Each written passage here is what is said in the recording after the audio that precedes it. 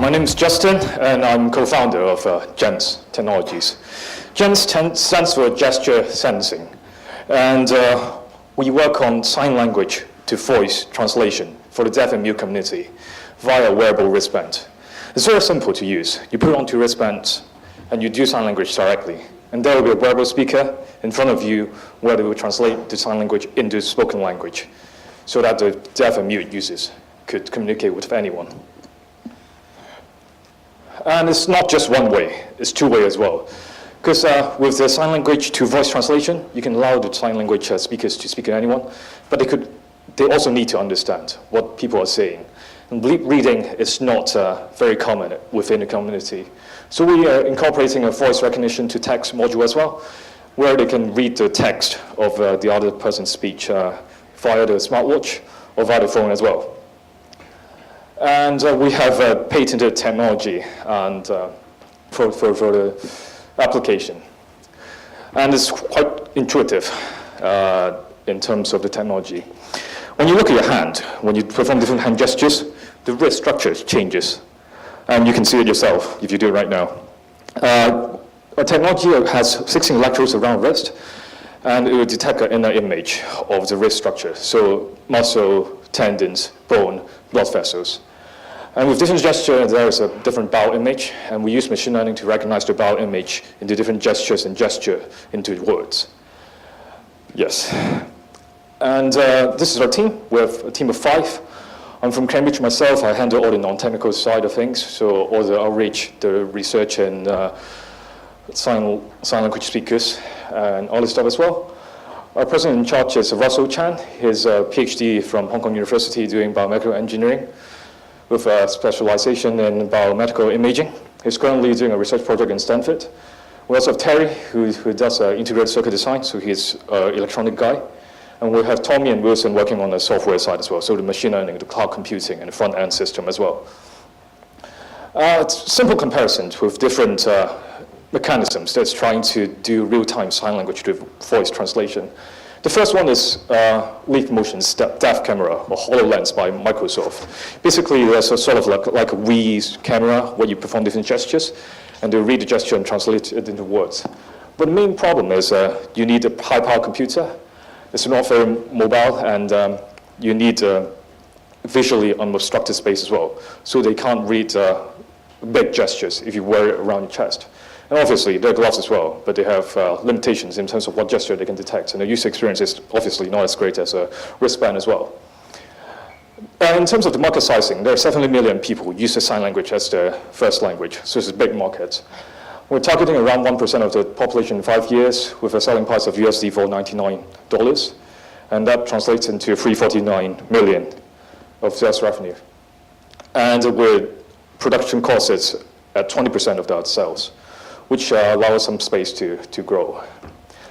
First market will be in China and USA, where the language of Chinese Sign Language and the American Sign Language has the largest population, so the economic scale would make most sense there. And obviously, if we do need to monetize early, we could go into gaming and VR, AR, we could go into gesture training, music, or sports science, or simple lifestyle control like smart home, or curtains, TV, or smartphone as well. And that's us. We've been talking with the Sign Linguistic Center from CHK and other Sign Linguistic Association as well, and we have won several awards in Hong Kong. Thank you.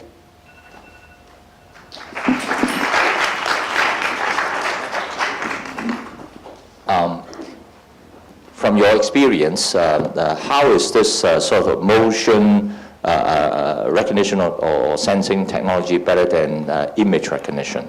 Do you see this potentially application displaced or disrupted by the image recognition technology? You mean like a Wii playing, there's a camera capturing your motion, sensing, that kind of image? Yeah, exactly, that kind of thing. Because it's quite sophisticated already now, the image recognition by the sign, they probably can read it, yeah.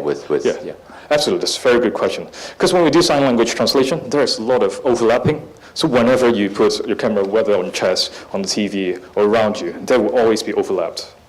And there are some other problem as well is if you wanted to do it mobilely, where you wear it around and carry it around with you in the streets, you have to put it on your chest. And if you do gestures around your head or very big gestures, they can't detect that kind of angle as well. I'm more thinking about, you know, the sort of the person who's doing sign language talking to.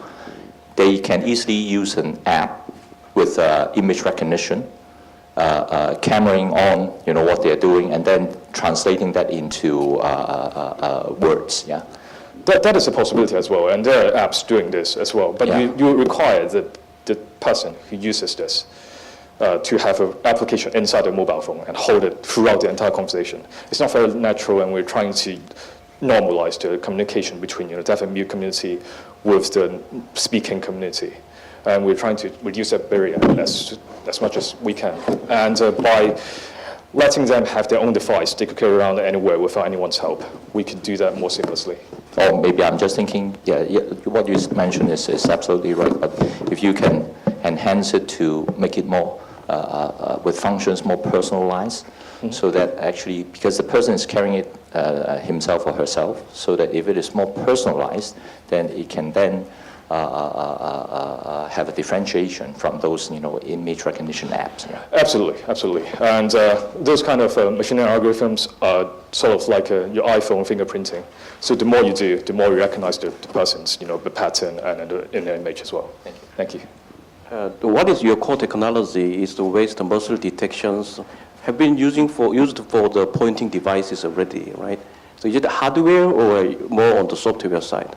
So our IP, where your core technology. Of course, this technology, it's actually the predecessor of MRI, and they used to do it do it for lung imaging, but it's not as accurate as MRI. But the advantage is we could miniaturize it into a wristband now that we have better chips and you know, better battery as well. So our IP is in the sort of wearable imaging part. Thank you. Thank you.